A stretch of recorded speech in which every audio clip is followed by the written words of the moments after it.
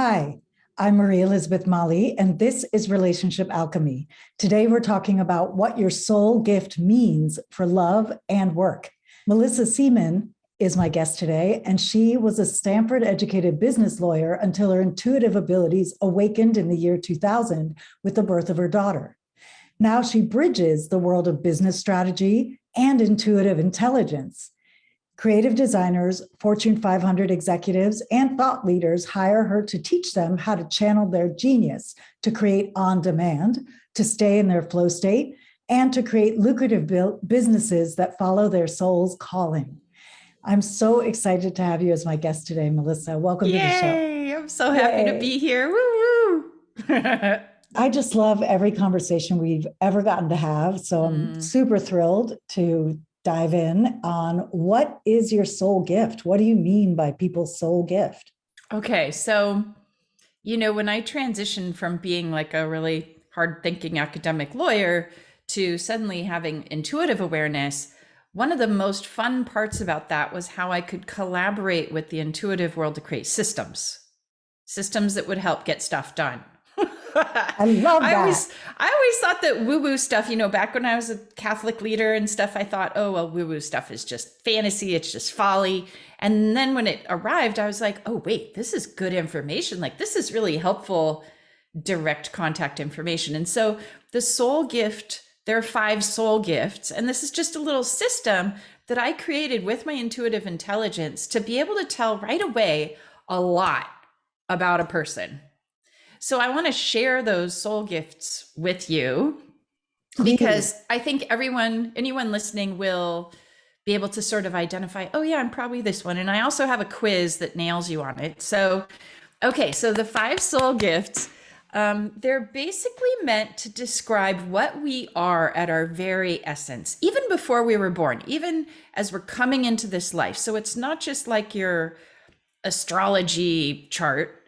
It's even more intrinsic before that. It's what your soul, the gift your soul came to give the world. So it's pretty esoteric. And with all of these things, I look at them as metaphors. So if your tradition or your religion makes you go, it's like just substitute whatever metaphor you like, because these are just tools to help us connect with what matters. Amen. So the 5 soul gifts, I love that you said amen.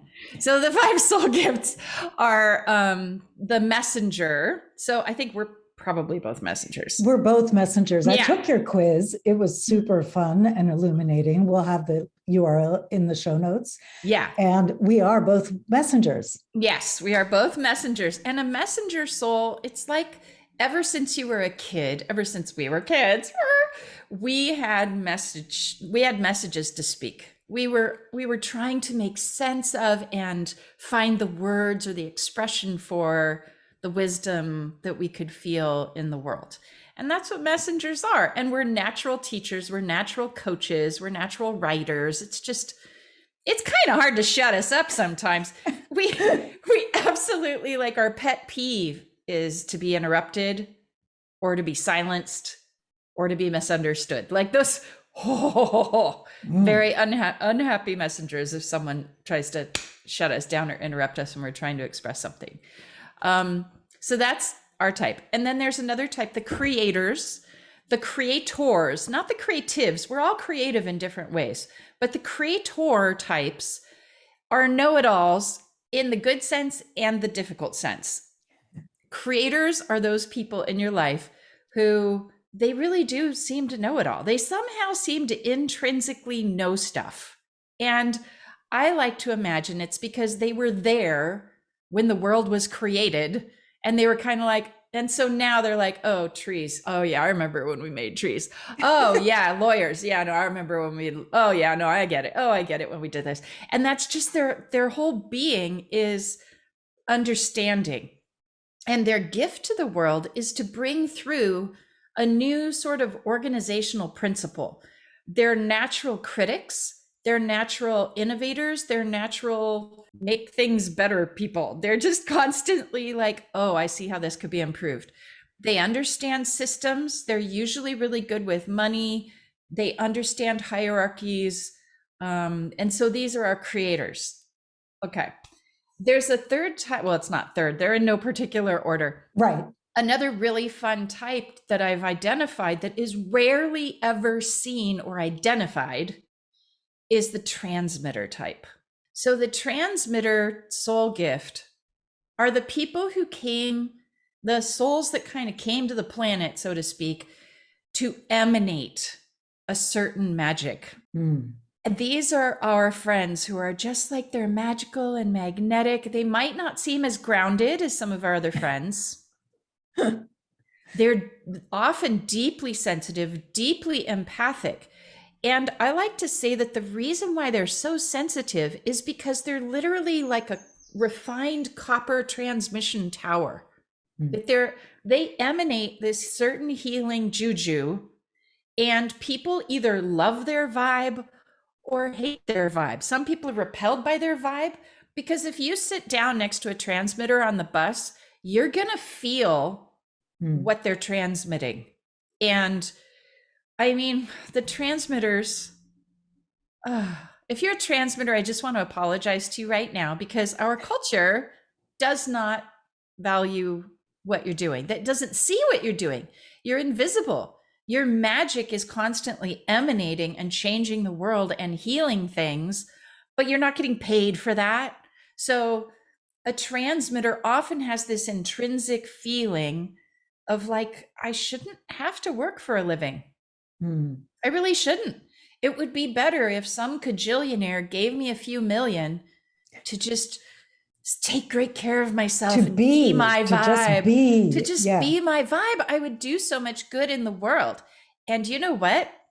In many cases, it's true because our transmitters are so sensitive that for them, like working hard and slaving away at things and like, you know, being constantly barraged by a complex, difficult world, it wears them down and makes them very grumpy, poopy, pissy, lazy transmitters. So I mean, I've got my it's so funny because I resonate so much with how you're describing a transmitter.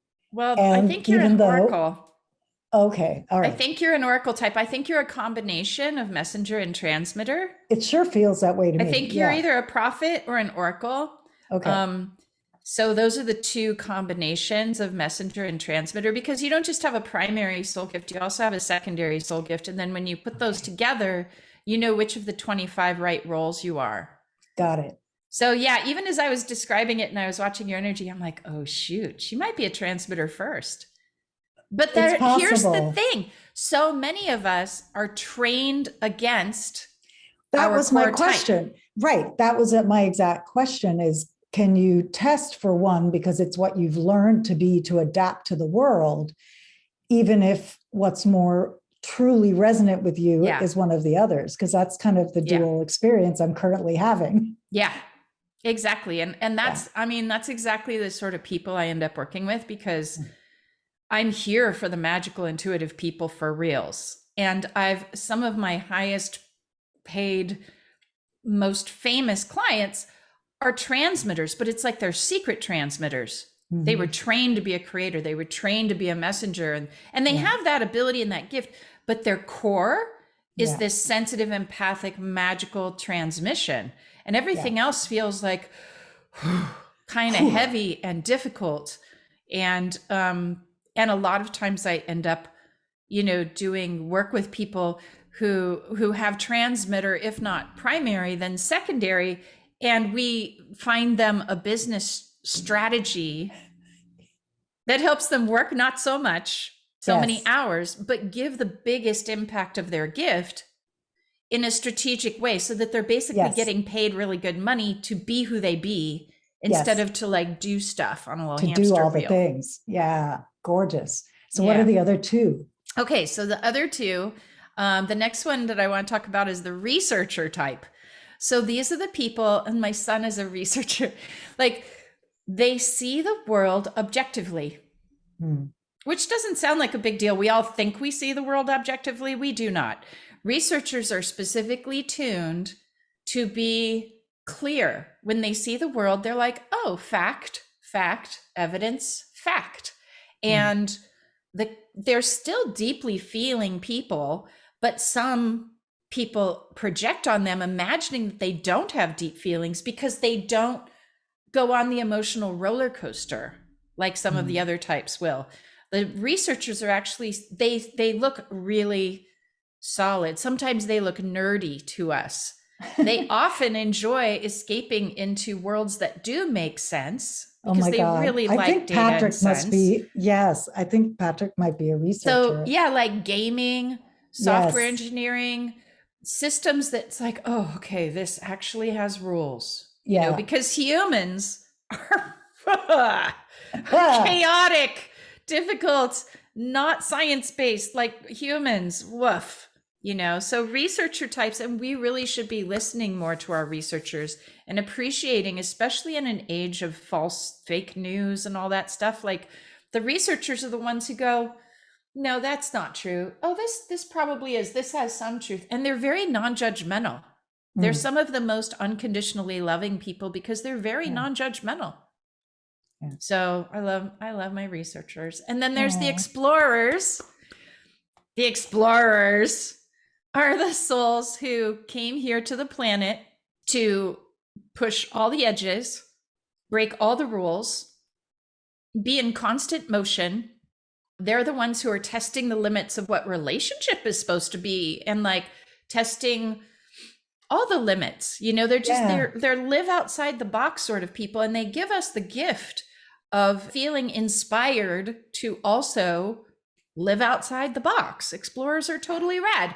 And explorers also sometimes, business gets to be a little bit challenging because they can't be penned in or trapped or bored. It gets bad if they're bored or trapped. Unhappy explorer, very bad. So those are the 5 types, and I do usually when I talk about them like this, people get a sense like, oh, I bet I'm this one. But it's funny, the quiz. I mean, because you do deep work with the subconscious and stuff too at times. The quiz is designed to get underneath what you think you already know about yourself.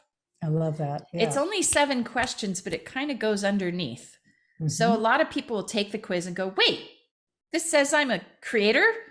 No, I've always been a do. And then as they sink in, they're like, shoot, I really am.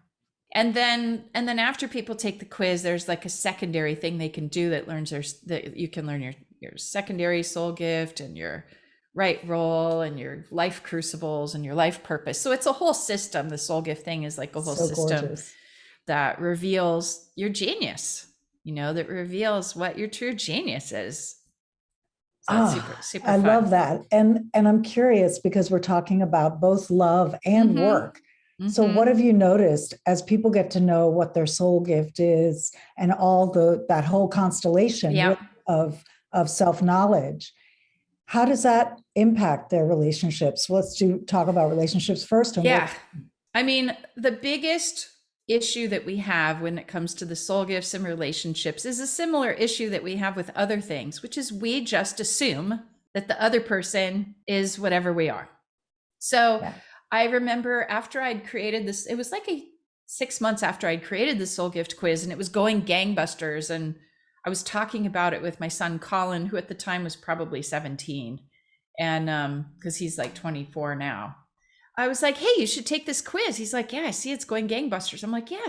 And he's like, well, what type do you think I am? I'm like, well, I think you're a messenger. You've always been, just because I'm a messenger. And because Colin has always been very verbal and eloquent, and he's a singer and a speaker.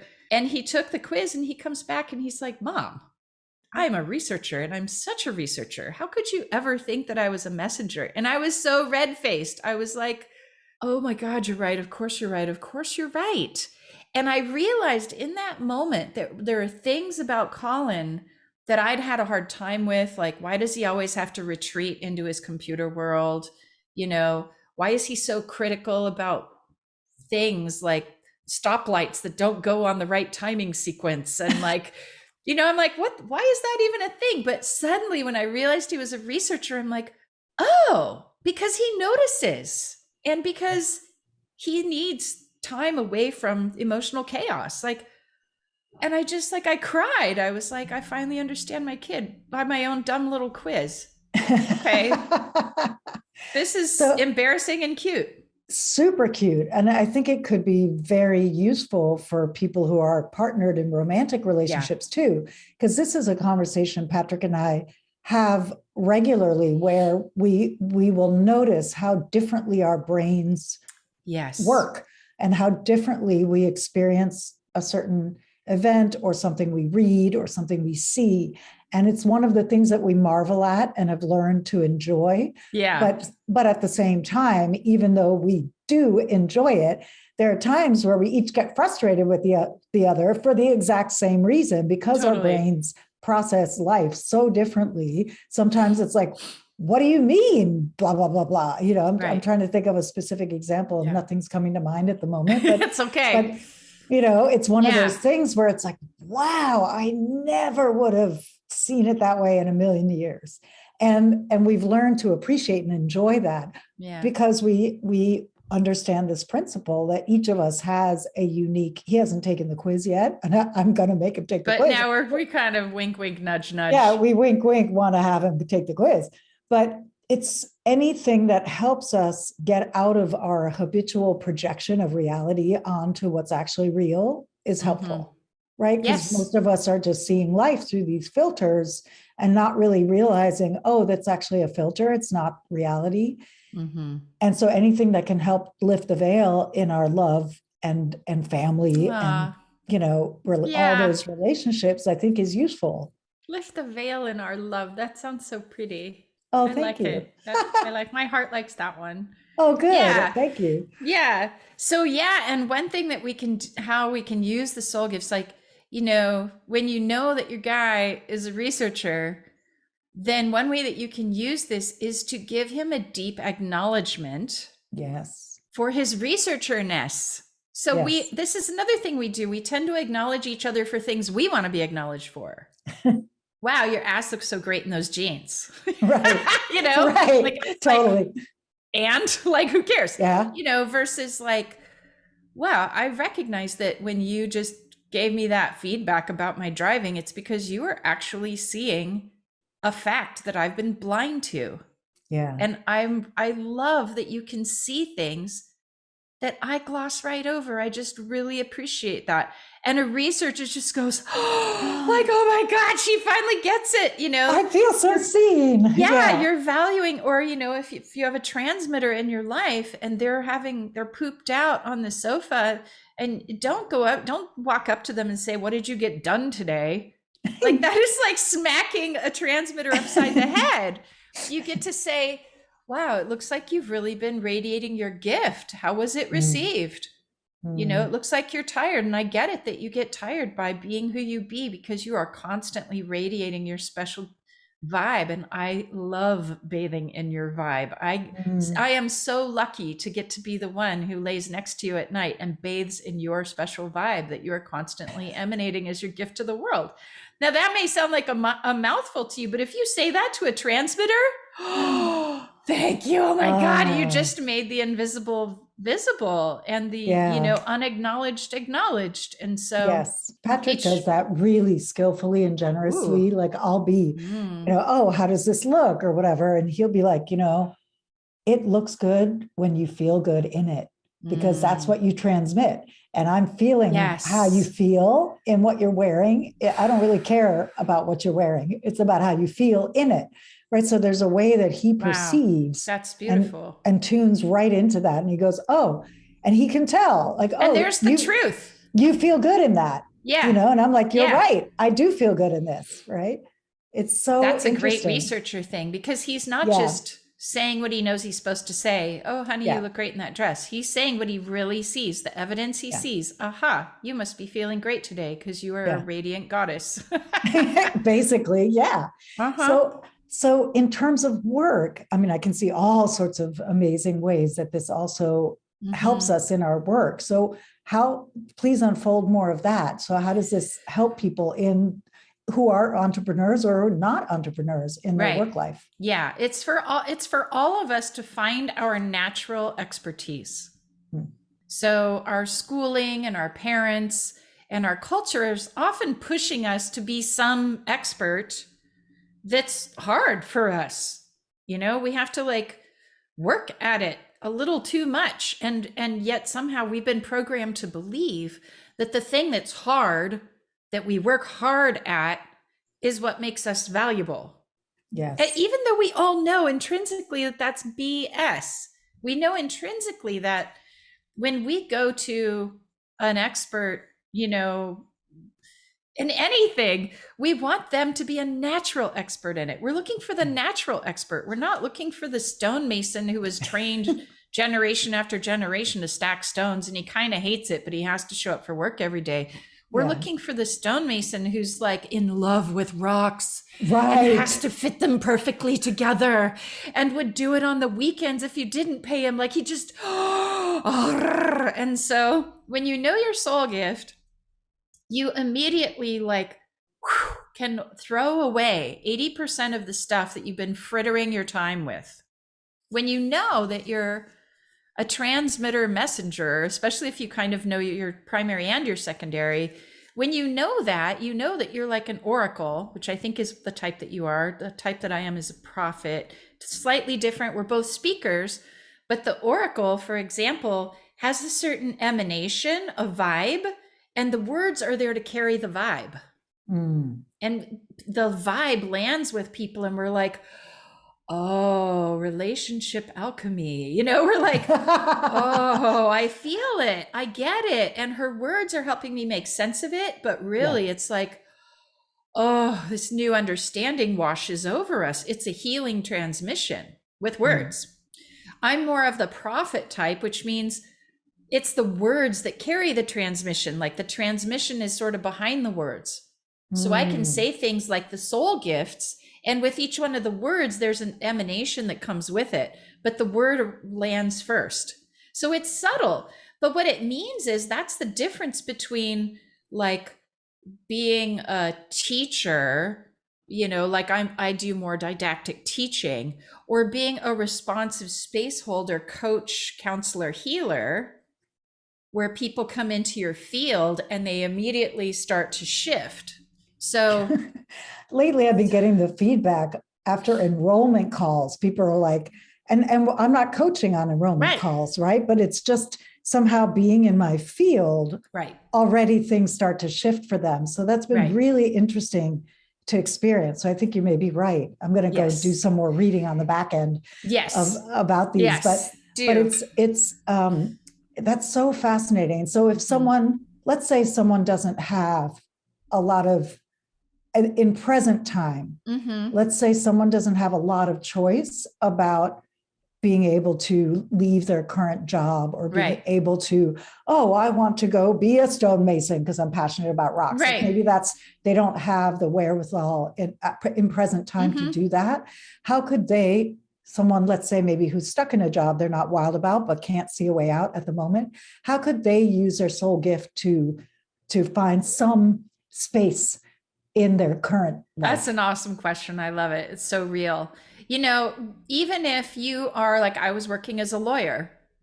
And so I was doing a lot of contracts law. I was doing a lot of business law, which is really a great fit for a creator, maybe a creator messenger type, but I'm really a messenger transmitter type. So in the legal field, I started feeling like overwhelmed. The vibe was too intense. It was too contentious, and so I would shift a little bit and just receive like clients who were women business owners who loved that I was a stay-at-home mom. I could work from home. If they heard my baby nursing in the background on a law call, they were so excited. So I could shift who I was working with, even without changing my whole career. The other really important thing to do, which is so simple, is once you know your soul gift type, you can acknowledge yourself for what you really are. And doing that, no matter what your job is, you'll find that there are ways to adjust the way you approach your work that fits more your type. So if I'm just frittering away in the back room of a law office or something, trying to be a creator, and then I realize, wait, I'm a messenger. Oh, that's why I'm able to speak with the trial attorneys and help them work out what their message might be for a jury, even though I'm working over here in a different, wait a minute, maybe I could shift, or maybe I could support, or I could at least just acknowledge, dude, I'm good at putting words to things, like, and as I do that, I can feel more seen, more acknowledged, because we know love is an inside job, and so is respect. And when we deeply respect ourselves for what we really are, we immediately feel more, okay, I belong here. There's a place for me. I have a special gift. How can I give it right where I'm at? So you can acknowledge yourself no matter what job you're in. When you know your soul gift, you can just feel more fulfilled, more acknowledged, more appreciated. And when you open to your soul gift, you can stay open to the opportunities in your job or in the field that maybe you would make a lateral shift inside the company. It's also really great for asking for a raise. Yes. I was just thinking about that. You can make more money in the company. And I do work with a lot of business owners or business founders, but I also work with people who are professionals in organizations or in firms.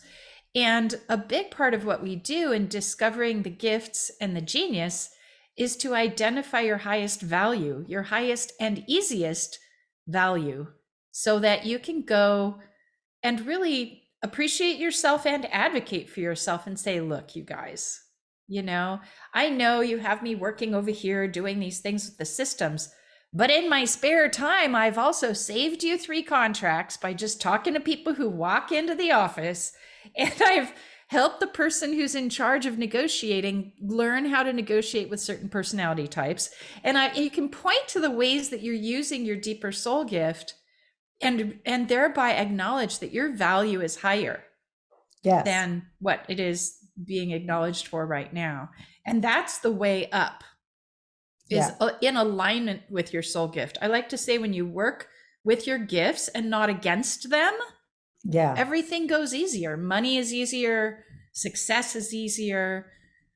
Peace, relationship is easier. I mean, I have, because relationship is my jam. I have all these things as you're talking, cascading through my mind about how much struggle happens in relationships because we're trying to be someone different than who we are. Yeah. And when we begin to, this is a lot of the work I do with people, is when we begin to actually show up in our relationships aligned with ourselves first, the relationship shifts around it and becomes much more pleasurable. It either reveals more pleasure or it reveals that the relationship isn't a good fit. It can go either way. It's not always a beautiful, happy ending, but it is a beautiful, happy ending because you have yourself.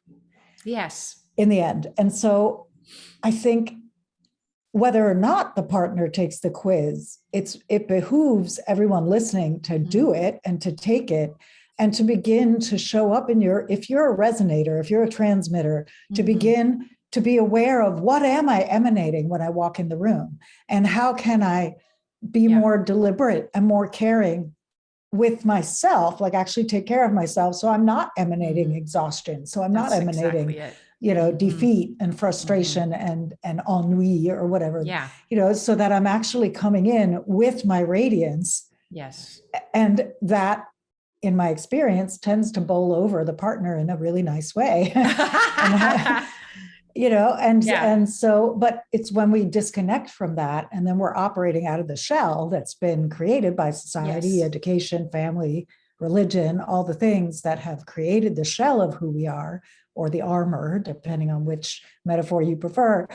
When we're interacting from that thing, it tends to leave the relationship not feeling as nourishing or as rich, wouldn't you say? Yeah, totally. And when we fall in love with our partner, we're falling in love with their true soul gift. Yeah. Despite the fact that they're wearing the armor or the costume of some other soul gift, we can feel. No one ever, I've been working with thousands of clients for the past 20 years, helping them develop a business or helping develop their intuitive skills of their own so that they can really make use of their most intrinsic genius. I've never heard of somebody coming to me when they reveal their soul gift to their partner that the partner goes, really? That doesn't sound like you. It's always like, yeah, no, I know that, honey. I've always known that at some deep level. Even when Colin said, no, Mom, I'm a researcher. It's like I cried because I was like, I know. oh crap, I know. I hadn't made it conscious. And now that it's conscious, I can love you. And it's with so much more skill, like with, it's that kind of experience. Like, I know, I knew that. Yes. I knew that. I just didn't have the words. And that's what a system like this can give us is the words. Yeah. That's so beautiful. And I want to really highlight for people how there can be a fear of, well, if I drop into myself more, what if we're not a good fit? Or what if they don't like it? If I start showing up more as myself in the relationship, what if they don't like it? And I want to really land what you just said. Yeah. The person you fell in love with and who fell in love with you likely has felt this deeper thing all along. Totally. And has probably been waiting. Yes. Without knowing that they're waiting. Yes. They've probably been waiting for you to reveal more of you. And so please, the quiz is available at soulgiftquiz.com. Yep. SOUL. SOUL gift quiz, and it's going to be in the show notes, as well as Melissa's other website and ways to contact her. It's going to all be there. And is there a final thought that you'd like to leave everyone with? I just want to acknowledge you for being here and listening to something that helps you improve relationship, because that is commendable. Relationship is at the core of everything, including fulfilling work, including healthy life, the way that we relate and connect. And I just love you, Maria Elizabeth. Like, we get along so great. And I just want to commend you who are listening for being here, and welcome you to use whatever tools that you can to really identify what makes you special, what makes you tick, and bring that to your relationship so that you can feel this abundance of love, abundance of purpose, abundance of money without so much gosh darn effort. I don't think that we're designed to be working quite so hard when we really know ourselves and we can use the strategies that are here for us. Man, we can just leverage our efforts. So especially if you've got a little bit of the transmitter like both of us do, and you're a sensitive, empathic being, you can have the same level of harmony and deliciousness in relationship that Maria Elizabeth helps you get. You can also have that in your work and your purpose, in your life. It's all the same path. Yes. Oh, beautifully said. Thank you. And so in closing, this has been Relationship Alchemy. My guest is Mellissa Seaman. I'm Maria Elizabeth Mali. And remember, a great relationship starts with you.